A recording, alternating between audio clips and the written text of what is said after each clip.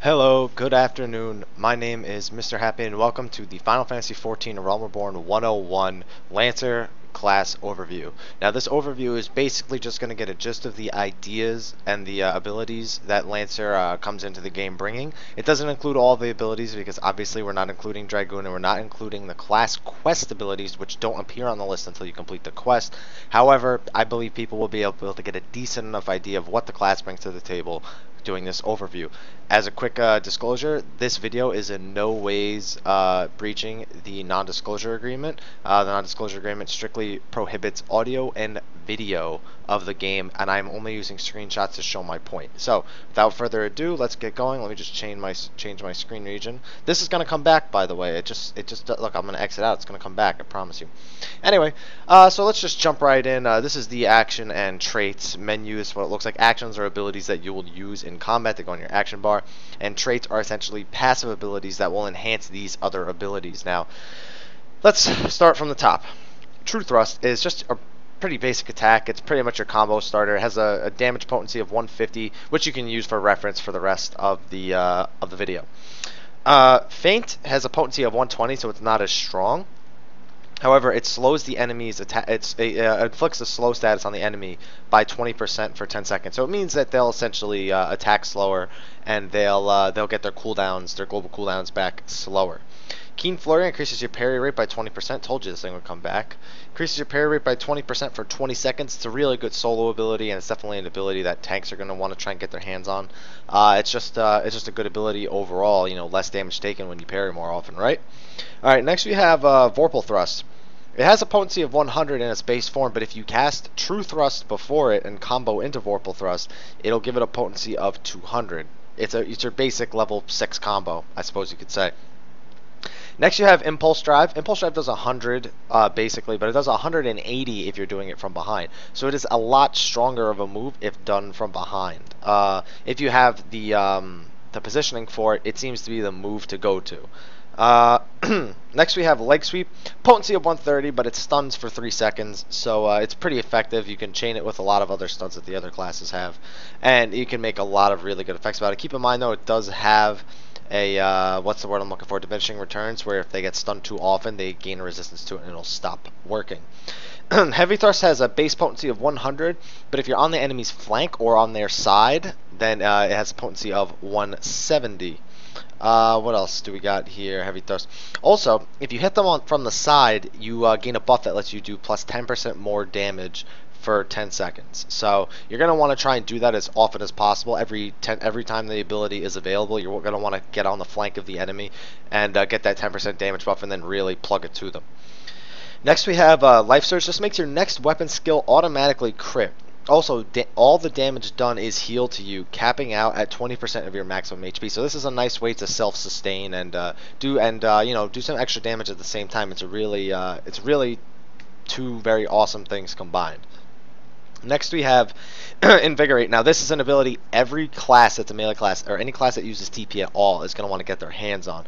As you can see, you learn it at level 22, and basically it instantly grants you 300 TP, and TP regenerates relatively slowly, so you're going to really want to get that as soon as possible no matter what class you are. So you're definitely going to want to level this to at least 22. Next we have Full Thrust. It has 100 potency at its base, but as you probably guess, it's a combo move. So if you combo Vorpal Thrust before it, it'll make the attack do 300 potency. So that makes it significantly stronger than its base form. So that's another ability that you're definitely going to want to combo after. True Thrust, Vorpal Thrust, and then Full Thrust will definitely do a crazy amount of damage. Next, you have Blood for Blood. Plus 20% damage done, but plus 25% damage taken. So while it helps you do a lot of damage and you can use it to really do a big amount of burst, most likely with Full Thrust, you really gotta be careful when you use it that you don't take too much AoE damage at the same time. Next they have, by the way, this lasts for 20 seconds. Next we have Disembowel. Base potency of 100, but if you Impulse Drive before it, it becomes a base potency of 220. The combo bonus reduces the enemy's piercing resistances by 10% for 20 seconds. So you're going to want to do the Impulse Drive combo into Disembowel every time that it's available, so you can get this little boost in damage due to the piercing resistance. Next we have Doom Spike. It's a straight line AoE for 135 potency. Relatively expensive in terms of TP, and it's relatively long cooldown, so it's a really good ability. You just have to make sure you're using it at the right time and on the right enemies. Don't just use it because it's available. Save it for those big AoEs, and just don't waste it ahead of time. Ring of Thorns is an AoE ability. It simply does a 100 potency AoE, but if you do Heavy Thrust before it, the potency becomes 150.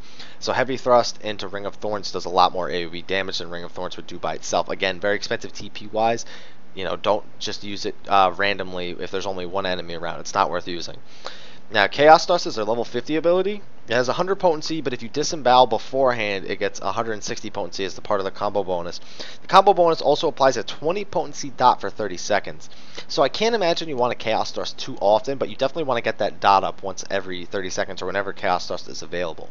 So definitely keep that in mind for your rotation. There's a lot of things that you have to be paying attention to here in order to get the maximum efficiency out of your Lancer and eventually your Dragoon. Now let's go into the traits. Traits are pretty basic in Final Fantasy XIV. They pretty much give you some stats and they enhance the abilities that you have while that's your main class being using them. So obviously you see here, Enhanced Strength is the most basic one. It's a stat that'll give you the most damage as a Lancer, so that's what your traits work off of. Now Enhanced Feint increases the slow duration to 20 seconds. This is really only effective in longer fights. Keener Fury increases Keen Fury's duration to 30 seconds. This is helpful no matter what, whether you're soloing or you accidentally took aggro from the monster, or you're trying to tank adds, or you're just trying to do something that involves you getting hit from the front. That extra duration on the parry rate is definitely important. Next you have Enhanced Leg Sweep, which shortens the recast to 20 seconds. Now a 3-second stun on a 20-second recast is always helpful no matter where you are. Soloing, dungeoning, no matter what, it is always helpful. Enhanced Life Surge lowers the recast to 60 seconds. The recast is 90 seconds originally. So this means that you can get that HP back and get that guaranteed crit much quicker, and you can apply that to your your your full thrust, and that'll do a lot of damage since it's automatically gonna crit. Exhilarate. This is a buff to Invigorate. It allows the TP of Invigorate to be 450. Now that's almost half your TP. That is a lot. So I recommend as soon as you get down to 500 TP that you use this immediately. That way by the time you get back down to 0 TP, it's available again for another 500. It's a very effective way to keep Lancers in the fight. Next you have Heavier Thrust. It extends Heavy Thrust duration to 15 seconds. This is a recap. It gives you a plus 10% damage bonus for 10 seconds. So when you hit them from the side with the combo, so it's definitely something that helps, so you don't have to do it as often, and it's definitely going to help because the cooldowns are definitely going to come into play here. Enhanced Blood for Blood increases the damage you do to 30%, but it doesn't affect the damage you take anymore. So you just deal more damage now with that ability, and you don't take anymore. So overall buff, can't complain about that. And Exenterate. It's spelled correctly here, so probably fuck that one up though. And it just extends Disembowel's duration to 30 seconds, just in case you don't remember. Disembowel reduces the enemy's piercing resistance by 10% for 20 seconds. That'll be for 30 seconds. That way you can work your rotation in much more smoother. Keep it much more smoother. Yeah, great English. Anyway, that's the basic gist of Lancer. This turns into Dragoon though, which gets a ton of new abilities, including a jump, a giant AoE jump, and a bunch of crazy new abilities, including an AoE and a bunch of other things. So these aren't all the abilities that Lancer gets. They also get some more through their class quests. But this is just to give you a base idea. They're a very position-based, combo-based melee fighter, and they use a lot of TP, but they're able to regenerate it back fairly often. So because their TP costs are higher, they have a stronger Invigorate. It's a fun class, and I highly recommend that if you like strong damage dealers, that you definitely take Lancer into consideration. If this video is helpful, please like, favorite, subscribe, share, especially if you have a friend who's looking towards Lancer or Dragoon. He doesn't really know what the abilities do yet, so send him this video, and I'm sure that he'll get the information that he needs. Also, check out my Facebook at www.facebook.com/MrHappy1227. You can go there, you can ask me questions, you can send me personal messages, you can talk to the other people. They might even have answers to your questions. They've been doing that a lot lately. And it's just an overall fun place to be. So thank you for watching, and when the servers come back up, I will be sure to record the 7th and final episode for today, where I cover Archer.